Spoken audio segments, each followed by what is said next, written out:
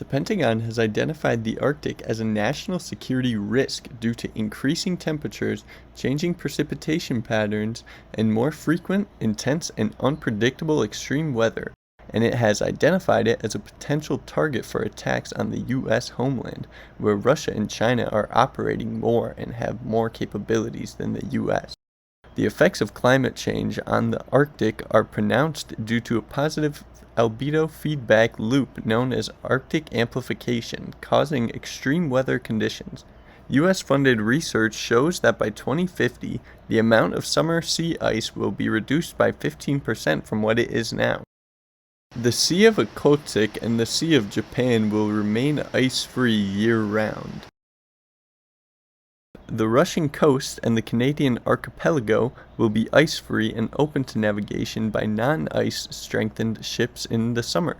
During winter, the Central Arctic and all peripheral seas, including the Greenland Sea, Bering Sea, and Gulf of St. Lawrence, will continue to have significant ice cover, but the extent and, in most areas, ice thickness will be reduced. The warm temperatures will cause the melting of seasonal ice in the Arctic, reducing the thickness and strength of the ice, and, thanks to the warmer ocean surface temperatures, a warmer and moister Arctic will produce more clouds, reducing the surface visibility and potentially increasing the likelihood of freezing mist and drizzle. The seasonally melted layer of permafrost will also thicken and occur less frequently, affecting surface water and energy balances, as well as infrastructure.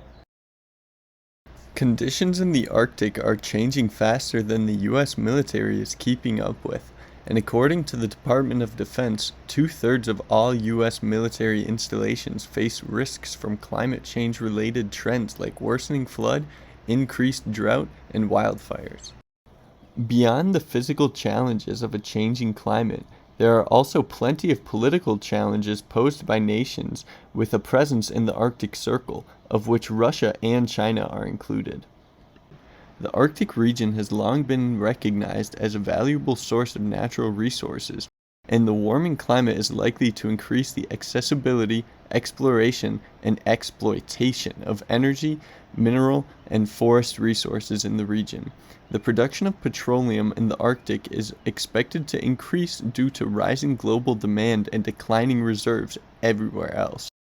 Additionally, the melting ice cover is opening up new areas for resource exploration and transportation.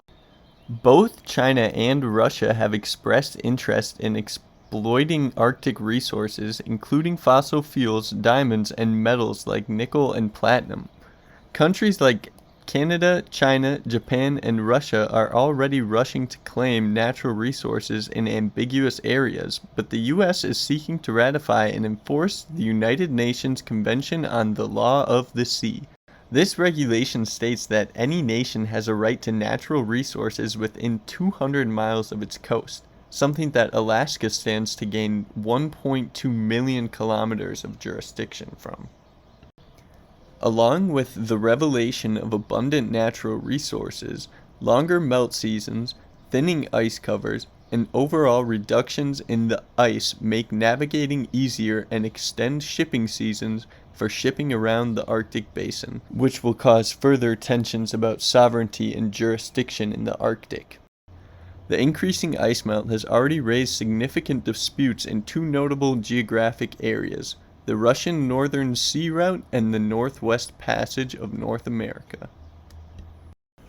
The Russian Northern Sea Route, or NSR, connects all of Eurasia and has seen reductions in multi-year sea ice cover, which will make it the first Arctic passage to open and be used for regular transit.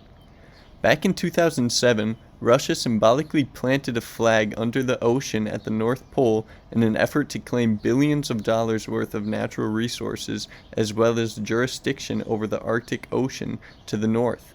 But this has been heavily criticized and never formally acknowledged by the global community. Still, Russia has been active in the Arctic Circle since the Cold War and claims the waters as its own, therefore requiring anyone seeking passage to be escorted and their path navigated by Russian engineers. The U.S. and other nations claim the ice-covered straits of the NSR are international waters and subject to right of passage, which will lead to political tensions as the route becomes more accessible and valuable due to climate change. Regardless of politics, if nothing is done about our ability to operate in the Arctic, the Russians will still be able to maintain control of trade in the region as long as they are the world's main producer of icebreakers and tankers capable of Arctic navigation. 40% of Canada's landmass is in its northern archipelago, comprised of roughly 37,000 islands, and they claim the waterways within are central to their national identity and are a mark of their sovereignty. Within that archipelago is the Northwest Passage, a deep water corridor that is at least large enough to fit an aircraft carrier.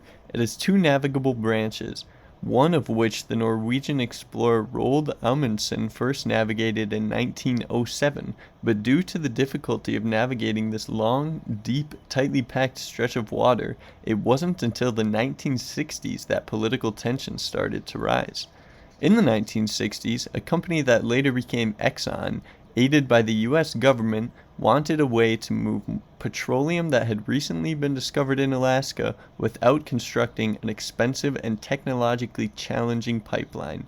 In August 1969, they attempted to navigate a supertanker through the channel, deliberately not getting authorization from Canada, claiming it was an international strait like the Strait of Gibraltar. They did this with the intent of provoking the Canadian government. The operation ended in failure when the supertanker, at the time the largest of its kind, became stuck and needed the assistance of Canadian and U.S. Coast Guard ships, ultimately leaving a stain on Canadian-U.S. regional regulation. However, there is hope. 10 years prior, in 1959, diplomatic efforts like the construction of the St. Lawrence Seaway have proven that Canada is open to negotiating agreements for the benefit of trade with the U.S.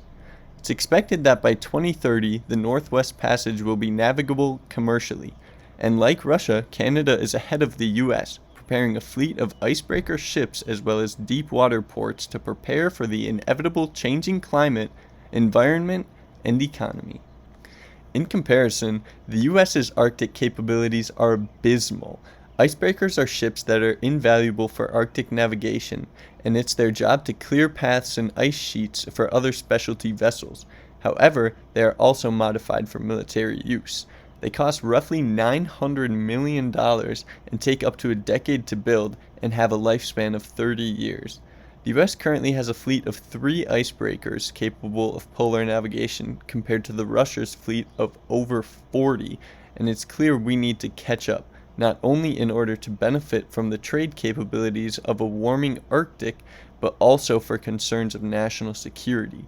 In addition to our lack of ships capable of navigating the harsh polar waters, we also have little infrastructure near the poles for these ships. Our northernmost deepwater fueling station capable of fueling such a vessel is in Unalaska. There are plans of building another in Nome, 730 miles closer to the Arctic Circle. However, it is still roughly 140 miles away from what is officially considered the Arctic Circle.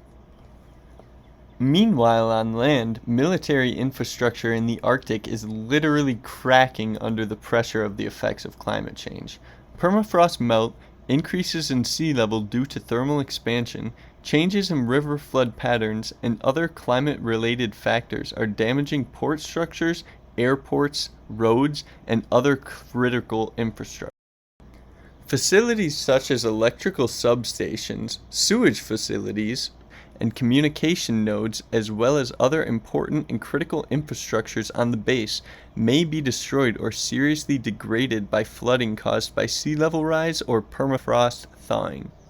Soaring temperatures and melting ice are already cracking base runways and roads and worsening flood risks up north, and out of 6 of the northernmost U.S. military bases, it was concluded that none were carrying out the required assessments preparing their installations or operations against long-term climate change. Climate change is having a similar impact on military installations near the tropics, which are experiencing intensifying tropical storms thanks to warmer surface temperatures in the Atlantic. Another piece of infrastructure with fading capabilities is, surprisingly, submarines. Once a staple of military operations in the Arctic, the receding ice is making them easier to detect, and the increased sediment in the Arctic waters thanks to runoff is making sonar less reliable. The area was once a favorable location for stationing nuclear submarines thanks to its vicinity to North America, Europe, and Asia, and its conditions were fit for operations of strategic submarines, which can take refuge near the ice where they are virtually undetectable because the presence of ice cover causes the sound propagation to disperse. While the receding ice is making military submarines easier to detect, the increased sediment in Arctic waters from runoff is also making sonar less reliable. In short, the melting of sea ice in the Arctic will eliminate the advantages it now affords to our own as well as an adversary's strategic submarine, causing strategies to adapt. The detectability of submarines could also promote peace amongst nations, as their obsolescence will reduce the potential for conflict in the Arctic. Increased accessibility to the Arctic areas is also certain to attract fishing vessels, and so the Coast Guard and Navy predict they will be performing more rescue missions for stranded sailors in the Arctic, only one of many challenges U.S. naval operations are facing with the changing climate. Other duties of the military are already being tested. The fire season in Alaska has extended, causing damage and taking away time from land, air, and sea exercises. In 5 years, the Department of Defense reported an increase in personnel days fighting fires from 14,000 to 176,000. As it stands, our resilience to change is very low. The Navy or Coast Guard have little to no ability to respond to oil spills or sinking ships in the Arctic, and more time is being spent fixing mistakes of the past than planning for the challenges of the future.